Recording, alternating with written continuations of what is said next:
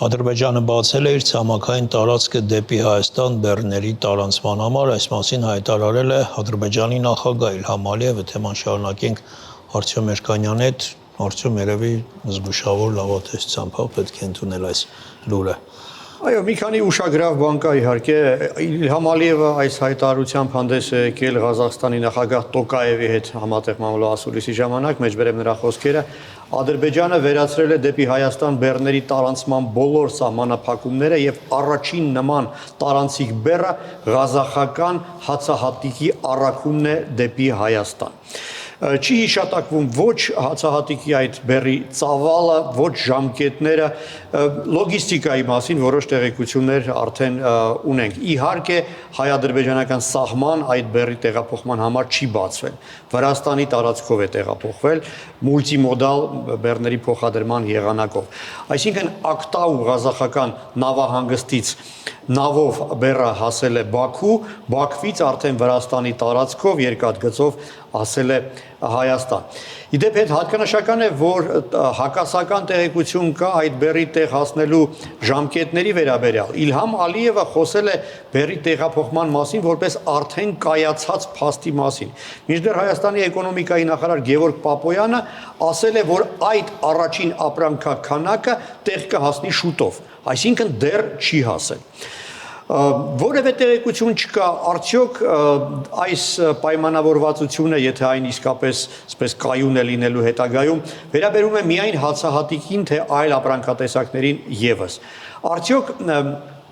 միայն ղազախական բեռների մասին է խոսքը, թե այլ երկրներից նույն եղանակով կարող են բեռներ տեղափոխվել։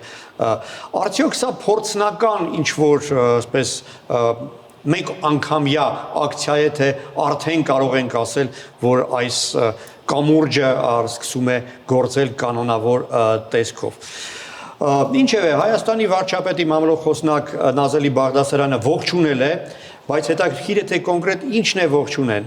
Facebook-ում արած նրա գրառման մեջ ասվում է, որ Հայաստանի կառավարությունը ողջունում է Ադրբեջանի նախագահի հայտարարությունը սահմանափակումները հանելու մասին։ Այսինքն ոչ թե ողջունել է այն, որ Ադրբեջանը հանել է սահմանափակումները, այլ այն, որ Ադրբեջանի նախագահը հայտարարել է սահմանափակումները հանելու մասին։ Այսինքն չունենք որպես ակնհայտ փաստ, որ Ադրբեջանը հանել է սահմանափակումները, եւ ողջունում ենք առայժմ միայն այն, որ Ադրբեջանի նախագահը հայտարարում է այդ սահմանափակումները վերացնելու մասին։ Ողջունել է նաև Հայաստանի փոխվարչապետ Մհեր Գրիգորյանը, նա հատուկ ընդգծել է իր ղազախ եւ ադրբեջանցի գործընկերների ջանքերը, որոնք գործադրվել են այդ ուղղությամբ։ Ամեն դեպքում իր բոլոր հասկանալի, անհասկանալի դրսևորումներով սա նշանակալ իրադարձություն կարող ենք համարել արդյոք։ Իհարկե ավելի մեծ լավատեսություն են իրենց թույլ տալիս ադրբեջանական եւ ղազախական լրատվամիջոցները, օրինակ ադրբեջանական Հակինազ պարբերականը Ալիևի այդ հայտարարությունը որակել է որպես սենսացիոն։ Ադրբեջանական Օրդա պարբերականը որակում է որպես պատմական պահ։ Մենք, ինչպես ասացի, հիմք ունենք դեռևս այսպես զգուշավոր լավատեսություն առայժմ ցուցաբերել, քանի որ չունենք փաստը, այդ բեռը չի հասել եւ վստահ չենք, որ այդ կամուրջը լինելու է կանոնավոր։ Ամեն դեպքում դա կարևոր իրադարձություն է, նշեմ, որ մինչ այդ Հայաստանը օգտագործել է միայն ադրբեջանական օդային տարածքը, ցամաքային որևէ բեռնափոխադրում Ադրբեջանի տարածքով չի եղել։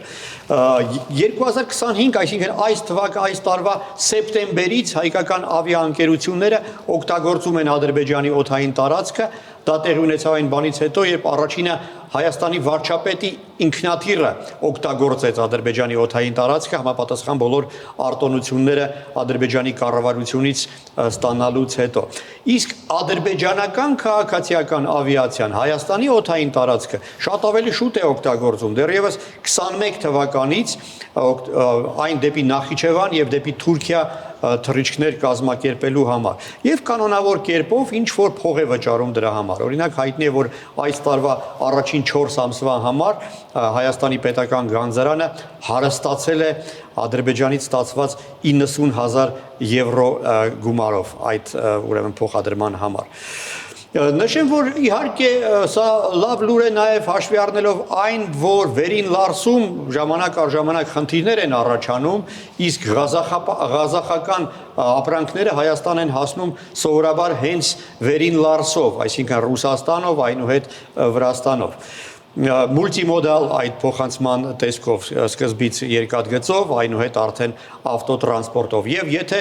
Մոսկվայի հետ ինչ որ անհամաձայնություններ են լինում, սովորաբար Լարսում լարվում է իրավիճակը, եղանակային պայմանները նույնպես։ Իհարկե ադրբեջանական տարանցումը որոշ առավելություններ կունենա, բայց իհարկե չի լուծի գլխավոր խնդիրները։ Իսկ ամենագլխավոր հարցը, որը առայժմ չլուծված չէ, այն է թե արդյոք Ադրբեջանը այն հայելային մոտեցումը պատրաստ է ցուցաբերել հաշվի առնելով այն, որ Հայաստանից սպասում է ինչ-որ արտոնյալ հատուկ մոտեցում, հա։ Մենք այդ ցորենի համար, որը հավանաբար շուտով կհասնի Ադրբեջանի տարածքով, պատրաստ ենք լինելու վճարել եւ սովորական մեխանիզմով է այն հասնելու, այնպես ցանկացած այլ երկրի տարածքով։ Մինչդեռ Ադրբեջանը ակնկալում է, որ Սյունիքով անցնող ճանապարհը ինչ-որ հատուկ կարգավիճակ պետք է ունենա եւ պետք է վերահսկվի ինչ-որ միջազգային օպերատորի կողմից։ Արդյոք Ադրբեջանը նույն մոտեցումը, նույն հայելային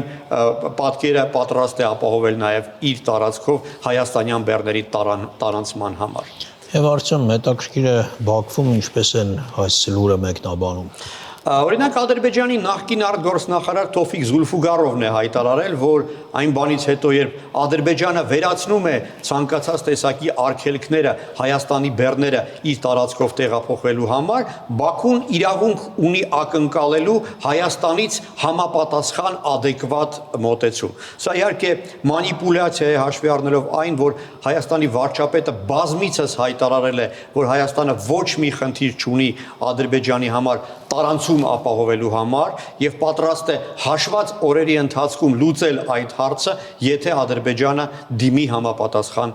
խնդրանքով։ Այսինքն խնդիրը մեզանում չէ եւ եթե Ադրբեջանը ցանկություն ունենա, այդ հարցը հաշված օրերի կամ միգուցե շաբաթների ընթացքում հնարավոր կլինի լուծել։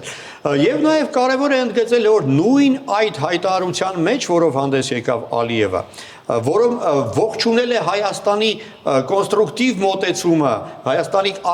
ցուցաբերած քաղաքական կամքը, ինքը հենց շարունակում է իր դեստրուկտիվ հռետորաբանությունը, կրկին հիշատակելով Զանգեզուրի միջանցք մեզ համար անընդունելի եզրույթը եւ կրկին ասելով, որ պատրաստ սպասում է Հայաստանից ինչ որ քայլեր։ Նա ասել է, որ Ադրբեջանը իր կողմից Զանգեզուրի